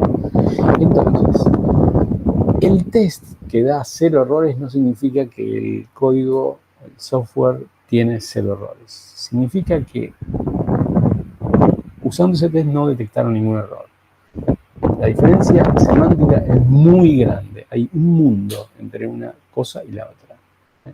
O sea, decir, no me dio ningún error, por lo tanto, es perfecto, ya cometen un error semántico. No es así. La técnica que usaron ustedes para detectar errores no les detectó ningún error.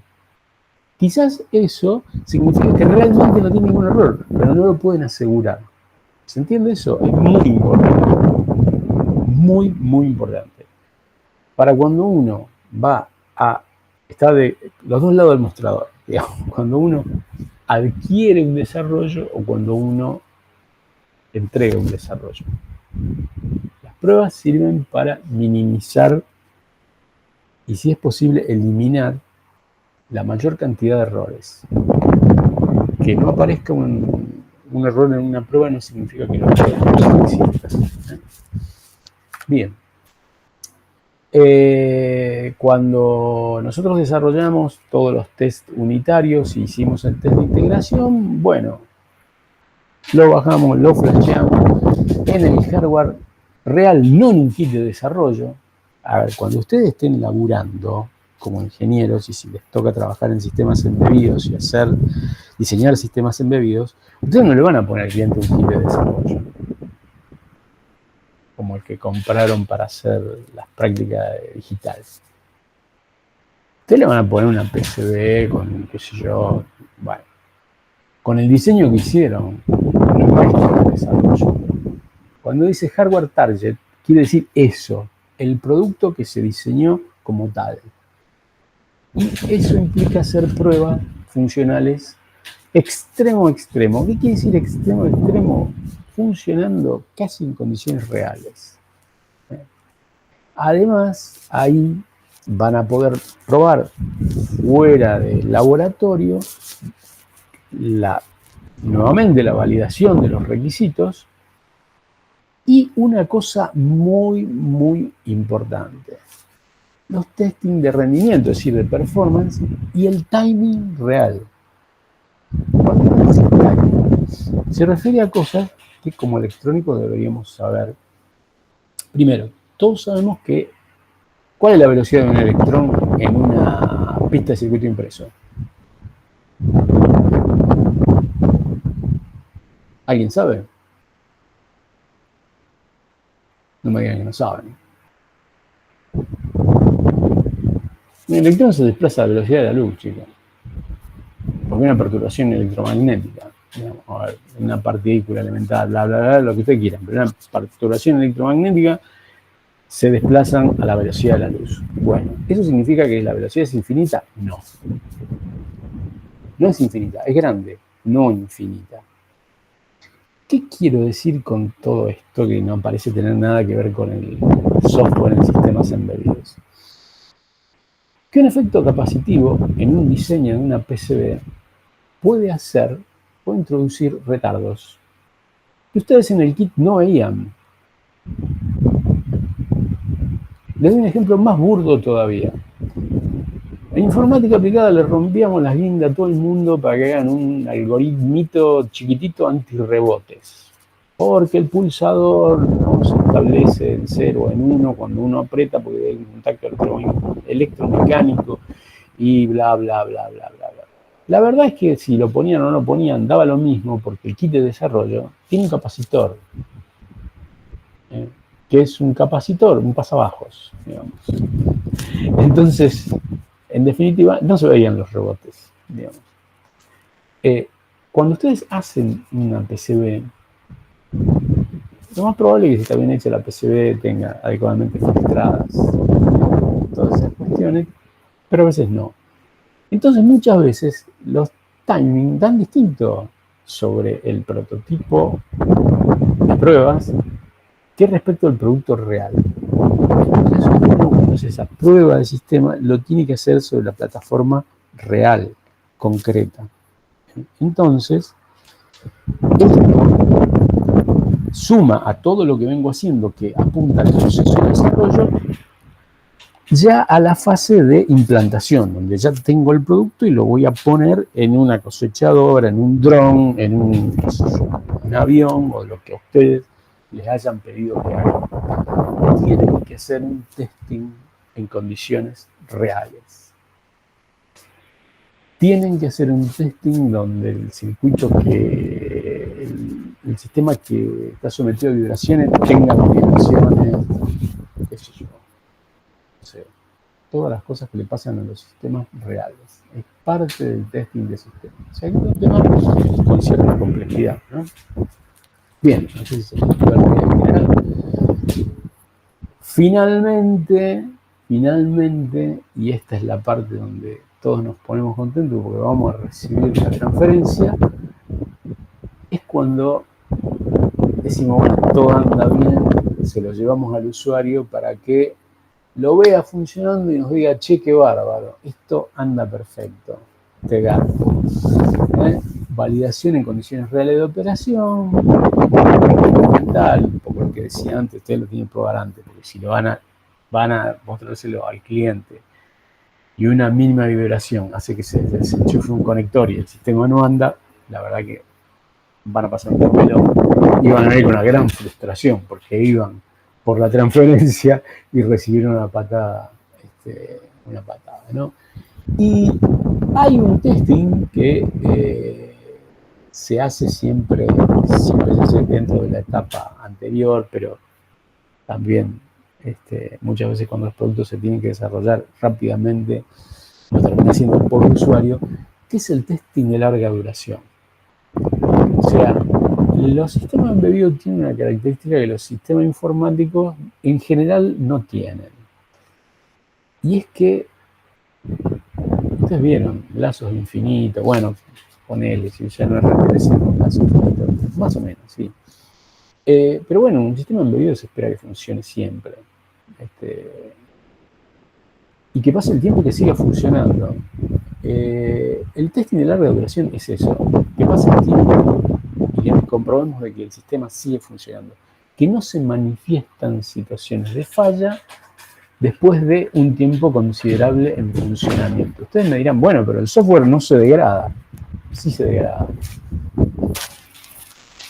En ese material adicional que hay, de vuelta al día, la noche que tengan insomnio, si quieren mirarlo, hay un ejemplo con los misiles Patriot.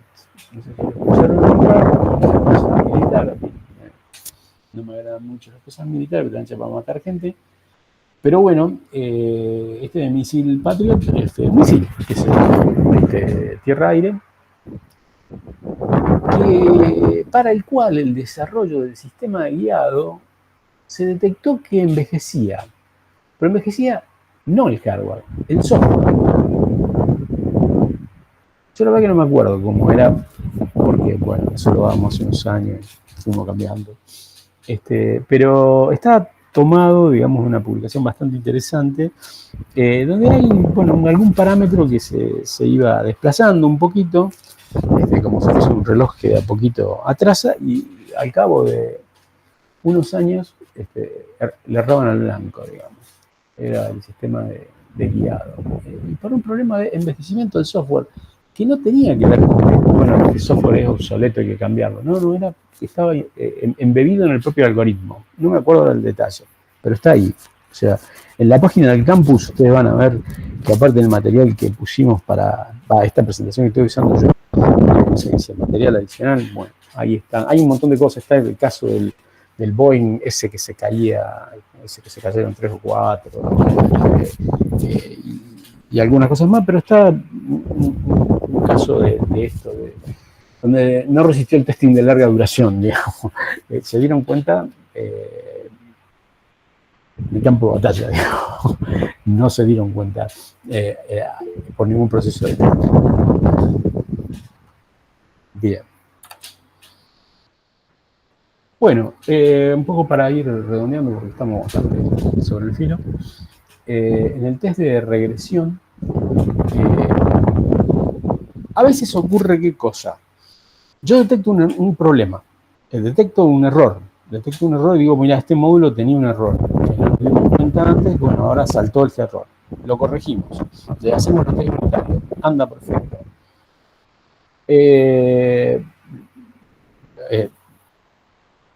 Bueno, bárbaro, entonces lo ponemos en el sistema el módulo nuevo, digamos, con la compilación nueva y todo.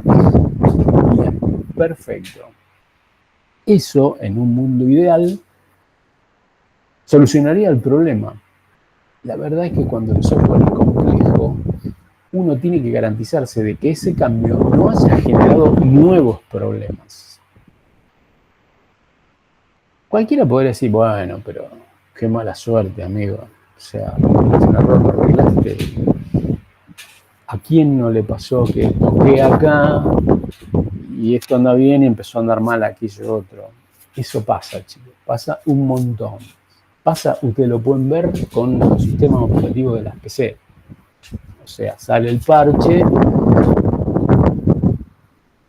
o está el parche, el Windows Update o lo que fuere, y deja de andar una cosa que no tiene nada que ver. Pero en realidad no es que no tiene nada que ver, tiene que ver y hay algún tipo de relación, pero deja de andar. Bueno, la regresión se ocupa de verificar que un cambio que se hizo a partir de la detección de un error,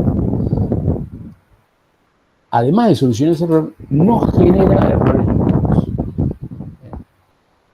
Hay una cosa que es crítica en los sistemas embebidos, porque yo puedo tener en producción miles de copias de ese sistema embebido.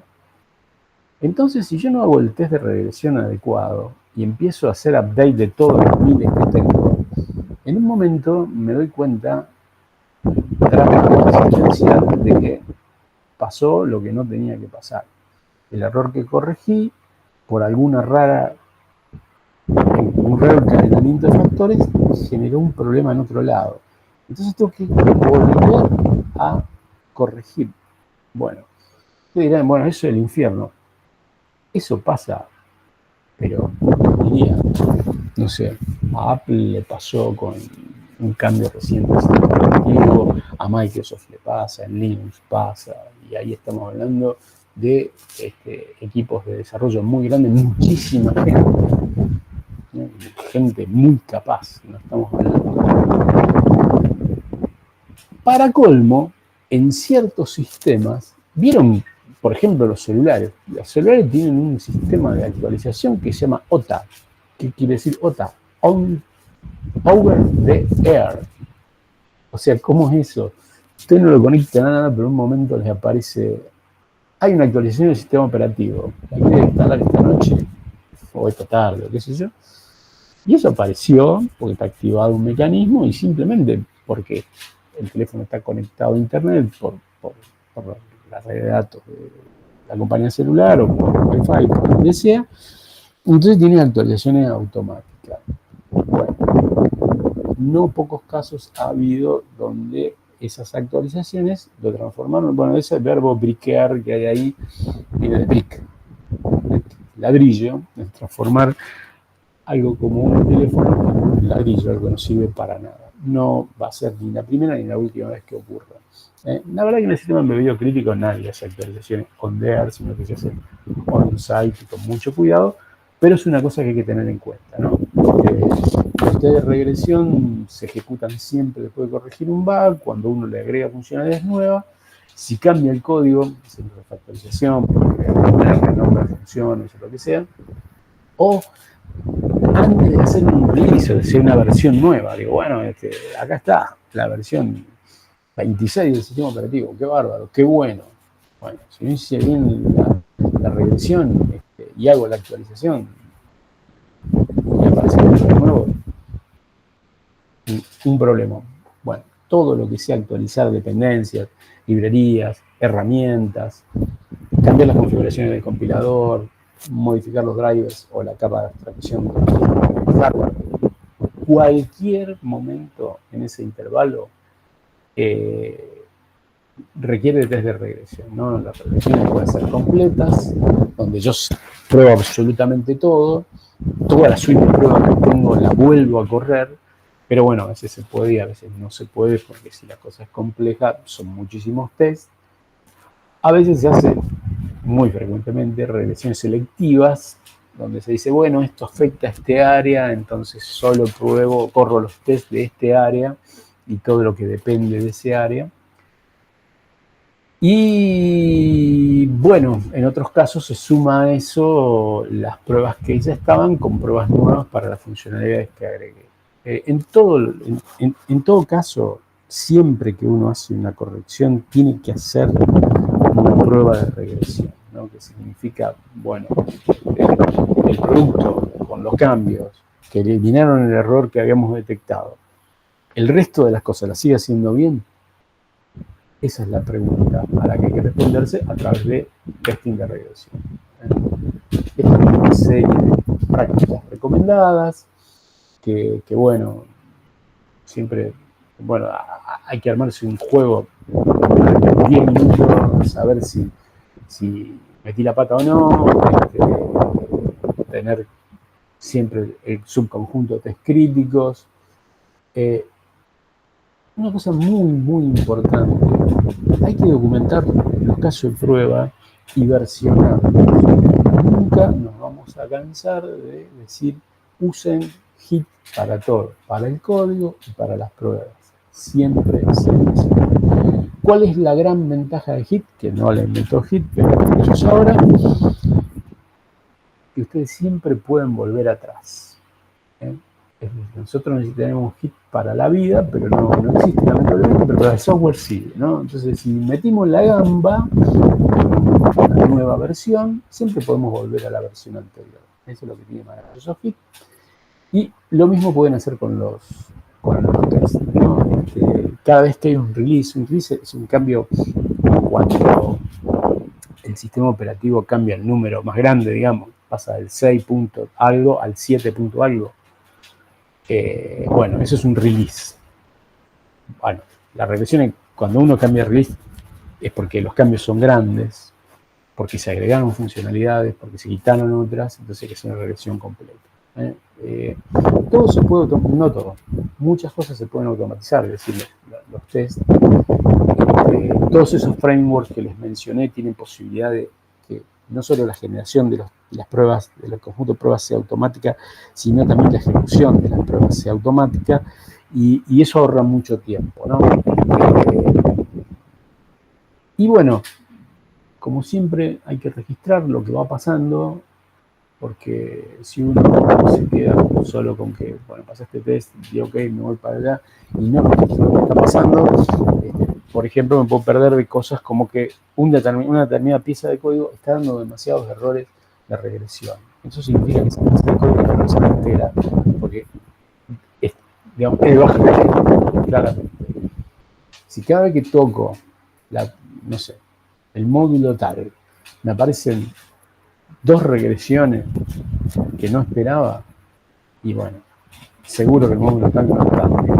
Así que lo mejor, lo más recomendable es pongámonos y miremos esto detalladamente, miremoslo con tiempo, que lo vea otra gente que tenga una mirada distinta de los desarrolladores originales y tal. Así que bueno, creo que... sí, algunas herramientas que tenemos. Hay frameworks tan robotizados que sirven para, como les decía, automatizar todos. Hay cosas que permiten hacerlo para versiones que uno va dejando en un repositorio Git que se prueban automáticamente, digamos. Hay entornos específicos para Python, por ejemplo, ustedes usan Python, y lo mismo para C y para C++.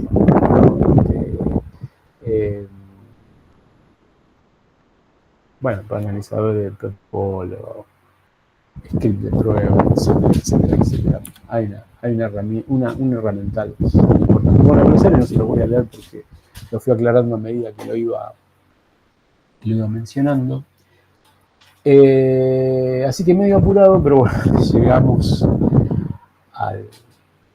al final de la clase habiendo cubierto lo que queríamos ver acá.